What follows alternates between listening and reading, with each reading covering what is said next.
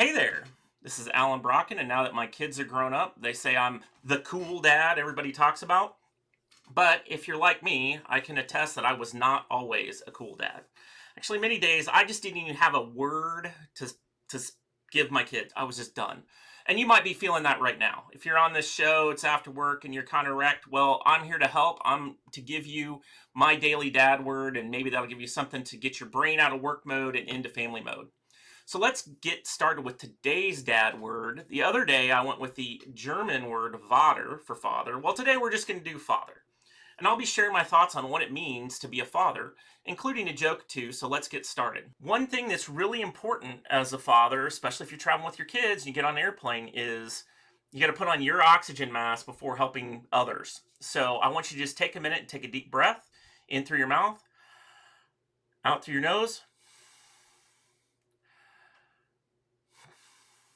and just keep doing that. You need to just keep breathing while we're doing this. And while you're breathing, I want you to take the things that are most stressing you out right now, and I just want you to put them below the line. Maybe you need to get out a notebook and just draw a line and start writing down things that you're going to get back to later. Maybe you'll get back to it tonight after everybody's in bed, first thing in the morning. But right now, just breathe for a minute and start taking stuff off the list so you can focus in on family time. As a Christian, I believe God set up the idea of fatherhood from the beginning. So here's this week's memory verse. Yet for us there is but one God, the Father, from whom all things came, and for whom we live. And there is but one Lord, Jesus Christ, through whom all things came, and through whom we live. 1 Corinthians 8:6. So let's do that one again.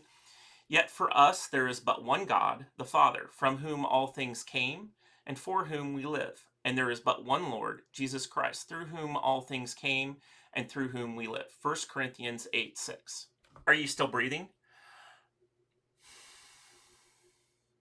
Take it slow, and as you're hanging up the tough stuff of the day, I have to ask, is there a burden you're carrying that's really not yours to bear?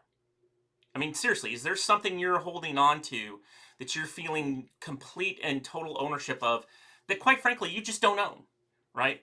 When I received today's great word in the mail, it struck me that men carrying a burden they can't bear alone was kind of the source of this great quote. So the quote goes, when I attended Berkeley in 1936, so many of the kids had actually lost their fathers. They had wandered off in disgrace because they couldn't support their families. Other fathers had killed themselves so the family could have the insurance.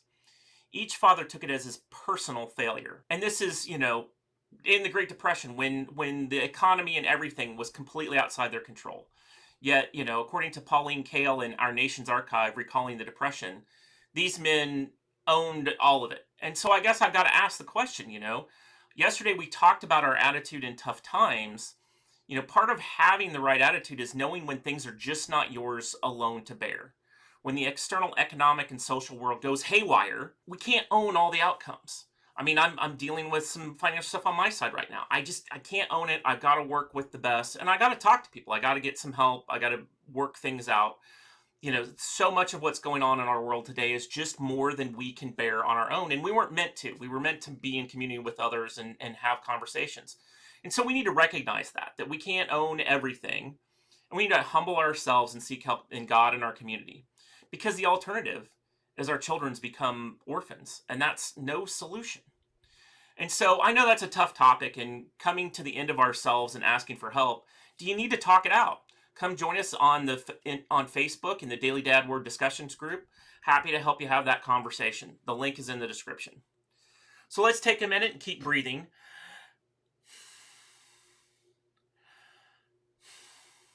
If you need to pause at the show and just take a minute to jot things down, do that. Like you may be carrying things that aren't your own.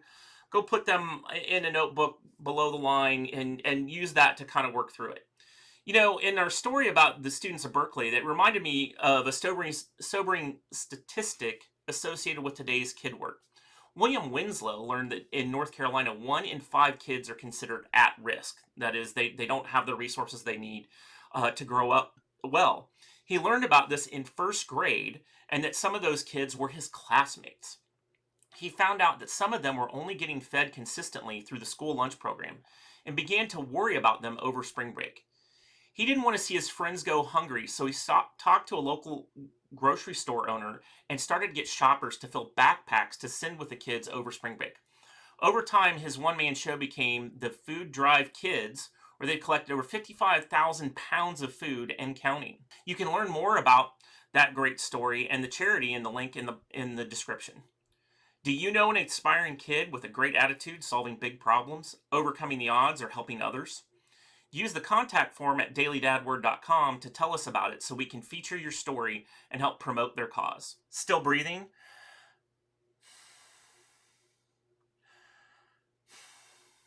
Is my breathing exercise not quite enough? Maybe we should try some dad jokes. And today they're going to be Father's themed. Like, I'm going to my father's house to eat Eggs Benedict. You could say, I'm coming home for the hollandaise. No, not so much. Well, I like telling dad jokes. Sometimes he laughs. Okay, all right, well, maybe not so funny, maybe it didn't get you breathing, but why don't you take a moment to come up with your father related pun, funny story, or just maybe an anecdote about your parents to share with your family? Thank you for tuning in to the Daily Dad Word. If you're looking for some inspiration for your family, check us out at dailydadword.com/dailydadword. Link in the bio. I have a number of resources there to plant a seed for a lifetime of family connections.